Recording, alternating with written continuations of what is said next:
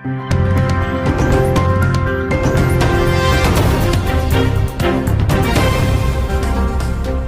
Jungle. आज हम लोग कल भी सीपी ऑफिस आए थे।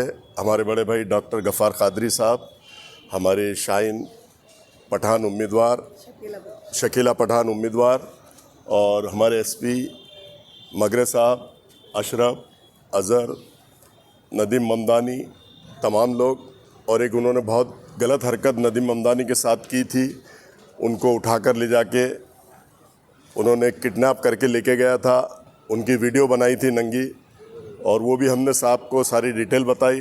साहब ने बोले कि आप उस पर एप्लीकेशन ला कर दो, हम उसके ऊपर भी कार्रवाई करेंगे। अगर जो गलत हुआ है उनको इंसाफ देने का काम करेंगे। हम इंसाफ देने के लिए बैठे हैं।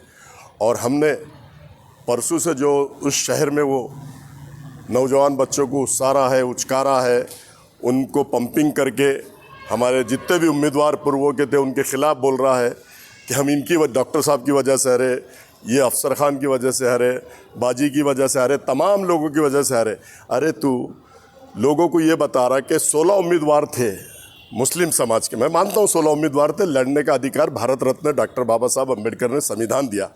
लड़ने का राइट्स आपको भी है, हमको भी है, डॉक्टर साहब को भी है, बाजी को भी, और तमाम जितने भी इस हिंदुस्तान में लोग रहते हैं सबको अधिकार है इलेक्शन लड़ने का। अब वो जैसे बता रहा कि 15,000 वोट मुसलमानों ने ले लिए, तो मैं आपको बता दूं पूरी गिनती के साथ कि 13 उम्मीदवार हिंदू समाज से भी थे, उन्होंने भी 15,000 वोट लिया।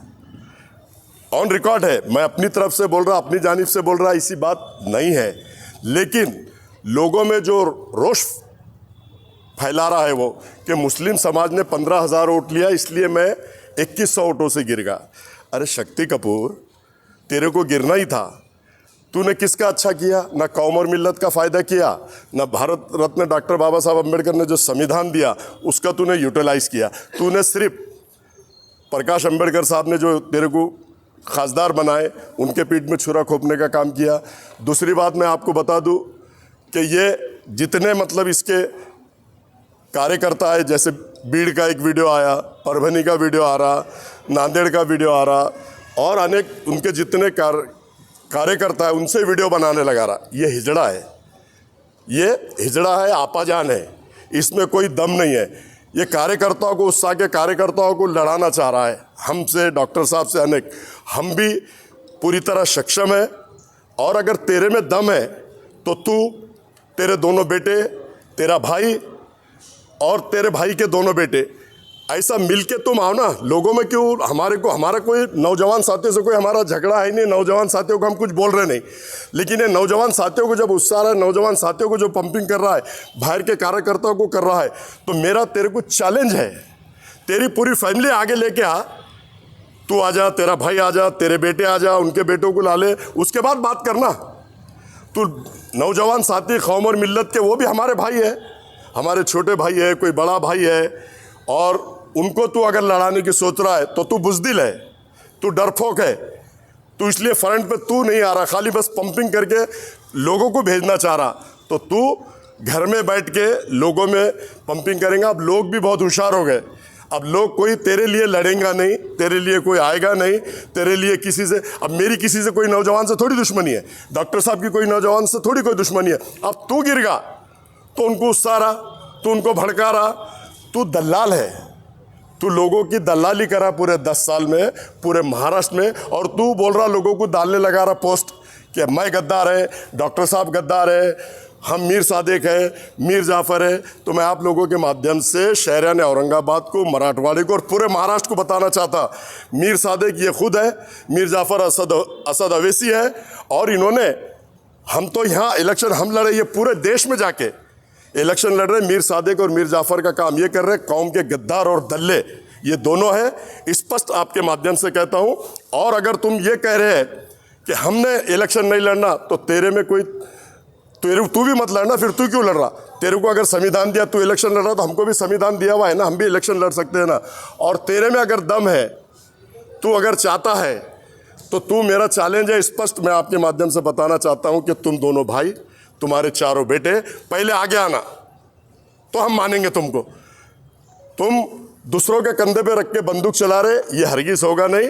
हमारे जितने भी नौजवान बच्चे उनके साथ थे, हमारे साथ थे, सब हमारे भाई हैं, हमारे दोस्त हैं, बुजुर्ग भी हमारे मानने वाले हैं, हमारी माताएं बहनें भी, हम उनको भी मानते हैं, सबको मानते हैं। लेकिन तू जो पंपिंग कर रहा है ये बंद कर दे, और तेरे में दम है तो तू पूरी खानदान के साथ आ जा। हम सक्षम है तेरे से बात करने के लिए, तू तेरा हर ईंट का जवाब पत्थर से देने के लिए। डॉक्टर साहब सक्षम है, हमारे बड़े भाई, हम सक्षम है, हमारी पूरी टीम है, डॉक्टर साहब की पूरी टीम है। तू ये घर में बैठ के आपा जान वाले काम मत कर, लोगों में उत्साह मत। और मैं नौजवान साथियों से अदबन गुजारिश करता हूँ कि तुम्हारा हमारा डॉक्टर साहब से कोई झगड़ा है ना हमारा कोई झगड़ा है। मीर सादिक और मीर जाफ़र ये है, यूपी में जाके 100 सीट लड़ाए, बुलडोज़र चलाने वाले को आज जो संभल में हो रहा है वो इन्हीं की वजह से हो रहा है। योगी को लाने का काम इन्होंने किया। महाराष्ट्र में 16 सीट इन्होंने लड़ाई, इनका ऑरेंज देख लो। सिर्फ औरंगाबाद छोड़ दिए, मालेगांव छोड़ दिए तो सब जगह 1000, 1500, 700, 800, 1200 ऐसे वोट मिले। इनका काम लोगों को उकसाना, इनको लड़ने का अधिकार है। ये 16 सीट लड़ा सकते, डॉक्टर साहब नहीं लड़ सकते, मैं नहीं लड़ सकता। कितनी नाइंसाफ़ी बात करते हैं। और कौम और मिल्लत का इन्होंने कोई ठेका लेके नहीं रखा। कौम और मिल्लत की लीडरी हम भी 25 साल से कर रहे हैं, डॉक्टर साहब भी 15 साल से कर रहे हैं। जितना अधिकार उसको है उतना अधिकार हमको है। और तू इस तरह की भाषा करना बंद कर दे, नहीं तो इसका अंजाम तू नौजवानों में गुस्सा करके गलत होएगा। परिणाम शहर का लाइन ऑर्डर खराब करना मत कर। शहर में अमन और शांति के साथ हम भी रह रहे हैं, तू भी रहे। हमारी तरफ से कोई रिएक्शन नहीं है, लेकिन हर सवाल का जवाब देने के लिए हम सक्षम है। आज तुम्हारी तरफ से कोई अगर बात आती है तो उसका हम जवाब देने के लिए सक्षम है। ऐसा हम आपके माध्यम से करते हैं। देखो, हाँ बोलो ना, बोलो आता है। हमने सीपी साहब को इस बात के लिए अभिनंदन किया, इलेक्शन के बाद, चुनाव के रिजल्ट आने के बाद इम्तियाज़ जलील और उनका साथी MIM का टोला शहर का सीपी साहब ने बर वक्त कार्रवाई करके इस चीज़ों को रोका, इसलिए हमने उनका अभिनंदन किया। पहली बात। दूसरी बात, अभी जो वातावरण ख़राब करने की एक्टिविटीज़ इम्तियाज़ जलील साहब कर रहे हैं उसके बारे में हम उनको आगाह किया, उनको बताया। उन्होंने क़ानूनी कार्रवाई करने का वादा किया। आपको जो बात सुनाने की है, जो मेरे लिए आज की मीटिंग की बहुत महत्वपूर्ण बात है, कि एक हमारे साथी नदीम ममदानी को आज से कुछ साल पहले वो कहीं ना कहीं आप लोगों से जुड़ा हुआ है, सोशल मीडिया पे बहुत एक्टिव रहता है, वो भी एक सोशल चैनल चलाता है। उसको किडनैप करके, नंगा करके उसको पैसे वसूल किया गया था और वो उसके दबाव में था। तो ये एक संदेशा सीपी साहब ने दिया है कि हम कानूनी कार्रवाई तहकीकात के बाद करेंगे। तो मीडिया वालों को मैं आपको कहना चाहता हूँ कि यूट्यूबर्स वाले, छोटे पत्रकार दबाव में ना आए, हम आपके साथ खड़े हैं। हमने ऐसा महसूस किया है जब नदीम ममदानी को इस हद तक जाकर तकरीब दी जा सकती है। एक और वाक़या मैंने साहब से डिस्कस किया है, नायब अंसारी से कुछ बदसलूकी की गई थी, बदतमीज़ी की गई थी, हम उस वक्त कोई आवाज़ उठा नहीं सके। मैं आपको ये आश्वस्त करना चाहता हूँ, आपको याद दिलाना चाहता हूँ, आपको उम्मीद दिलाना चाहता हूँ कि आपने डरने की ज़रूरत नहीं। इम्तियाज़ जलील ने पत्रकार परिषद में एक पत्रकार को उठा के फेंकने की बात कही थी, क्या कहेंगे इस पर? अरे उसकी कितनी जाती मजम्मत करो, तुम पत्रकार लोग भी उसकी मीटिंग का बहिष्कार करो ना, उसको उसकी जाने का इतनी प्रेस कॉन्फ्रेंस को, और पूरा बहिष्कार करो उसका। देखिए, जब कोई चीज़ उनके फेवर में होती है ना तो पत्रकार अच्छा, उन्हें सच्ची बात पूछा, इनका पेट दुखना शुरू हो जाता। तो इनकी जो डिक्टेटरशिप है, इनकी जो फिरौनियत है, उसके आप घबराने की ज़रूरत नहीं है। नदीम ममदानी जैसे वाक़यात कितने हुए मुझे मालूम नहीं, हमने सीपी साहब से बात की है। और मैं तमाम यूट्यूबर्स हमारे भाइयों से कहना चाहता हूँ, आप भी दबाव में मत आइए, तो जहाँ ज़रूरत पड़ी हम आपके साथ खड़े हैं। हम समाज में इंसाफ के लिए काम करते रहेंगे। शुक्रिया। सर, मैं 2 दिन पहले आपने सिटी चौक में पुलिस कंप्लेंट की थी, क्या हुआ? कार्रवाई हुई ना उस पर, मतलब दाखिल हो गया, अब कार्रवाई होंगी ना। कार्रवाई जो सिस्टम है, डिपार्टमेंट को कंप्लेन देने के बाद में उसका सिस्टम होता है, उन्होंने किसी को दिया है, इंक्वायरी होंगी और कार्रवाई होंगी उसके ऊपर। और नौजवानों को क्या संदेश देंगे आप? हाँ, बहुत अच्छी बात है। देखिए, अफसर भाई ने पहले भी कहा कि नौजवान किसी के बहकावे में ना आए। ये इम्तियाज़ जलील अपने बच्चों को तालीम हासिल करने लंदन भेजता है और ये बच्चों को उचका के फतवे मांगने का काम लगाता है या नारेबाजी कराता है, जिस पे साइबर क्राइम नोट हो सकता है, उनकी ज़िंदगियां ख़राब हो सकती हैं। नौजवानों का मकसद ये है, हमारी गुजारिश ये है कि बहकावे में मत आए और ऐसी कोई हरकत ना करे कि कायदा कानून हाथ में रहे और क़ानून की गिरफ्त में आ जाए। अगर उन पर कुछ क्रिमिनल केस होता है, उन पर कोई गुनाह दाखिल होता है, तो उनकी सर्विस का मसला उठता है, कोर्ट कचहरी को जाना पड़ता है, वकीलों का खर्चा बर्दाश्त करना पड़ता है। इम्तियाज़ जलील उचका के काम पे तो लगा देगा, मगर इनका मुस्तकबिल ख़राब कर देगा। तो नौजवानों से गुजारिश है कि ठंडे दिमाग से रहें, जज्बात पे काबू रखें और दूसरी बात, कायदा कानून हाथ में ना लें। मॅडम, आपले उमेदवार के पूर्व से आप क्या कहेंगे? वंचित बहुजन आघाडीची जी काय भूमिका असणार आहे, मध्यंतरी इम्तियाज उसने जो किया उसका हमने मजम्मत किया, आज भी हम करते हैं और हम पूरा महिलाओं के साथ है। वंचित बहुजन आघाड़ी हर जिस पे जुल्म अन्याय अत्याचार होता है उसके खिलाफ हमेशा आवाज़ उठाती है। आदरणीय हमारे नेता बाला साहब अम्बेडकर, आपने देखा होगा, जिस पे भी, चाहे वो मुस्लिम समाज हो, चाहे वो दलित समाज हो, चाहे वो बौद्ध समाज हो, चाहे वो ओबीसी समाज के लोग हो, उसके लिए वंचित बहुजन आघाड़ी हमेशा पूरी ताकत के साथ उनके पीछे है और वो महिला को इंसाफ दिलाने का काम हमने करेंगे। आज भी वो डिस्कस हमने साहब से किया है। साहब ने खुद कहा है वो साहब करेंगे, वो हमारा काम नहीं है, वो पुलिस कमिश्नर साहब करेंगे। जहाँ गुना दाखिल हुआ इन्वेस्टिगेशन करके वो करेंगे। शुक्रिया, थैंक यू, आपका सबका शुक्रिया। Thank you. आप मुलाकात करें, क्या निवेदन दिया आपने? आज संविधान दिन है और डॉक्टर बाबा साहेब अम्बेडकर साहब ने संविधान लिखा है, तो सबसे पहले सब भारतवासियों को मेरे तरफ से हार्दिक हार्दिक शुभेच्छा। क्योंकि देखो, संविधान में जो हक दिया है, तो हमको वो हक से हम इलेक्शन में खड़े थे और जब उम्मीदवार हम आ गए तो तब से शुरू हो गया कि भाई ये उम्मीदवार है, ये मुस्लिम के गद्दार है, तब से हमको सुनने को मिला है। तो तकरीबन 1 महीना हम सुनते ही गए और सोशल मीडिया पे भी हमको बहुत सारा ट्रोल किया गया।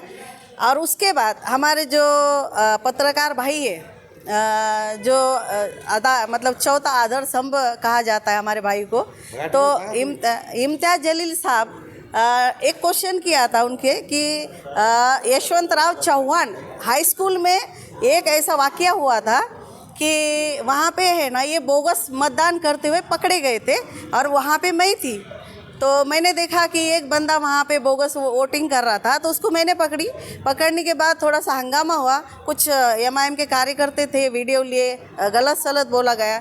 उसके बाद पत्रकार जो हमारे भाई है, उन्होंने सवाल पूछा कि आप सब पे आरोप लगाते हो, तो एक शकीला पठान का भी एक आरोप है आप पे कि आपने बोगस वोटिंग करके वोट लिए।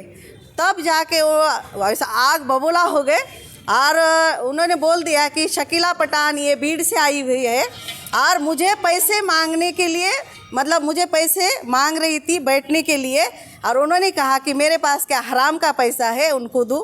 तो मैं इम्तियाज़ जलील साहब से बोलना चाहती हूँ कि 8 दिन हो चुके हैं, आपने कोई वीडियो नहीं दिया है, आपने कोई मतलब ये भी नहीं दी रिकॉर्डिंग। तो मैं चाहती हूँ कि अगर आपने 2 दिन के अंदर, अगर आपने एक तो मेरे से माफ़ी मांगना चाहिए या तो वीडियो पेश करो, ये मेरा बोलना है। और रहा सवाल, इसी वजह से मुझे है ना, इनके एमआईएम के जितने कार्यकर्ता हैं, फेसबुक, ट्विटर, इंस्टाग्राम, फिर बाद में यूट्यूब पे इतने मुझे गंदी गालियाँ दिए, मुझे ट्रोल किया गया।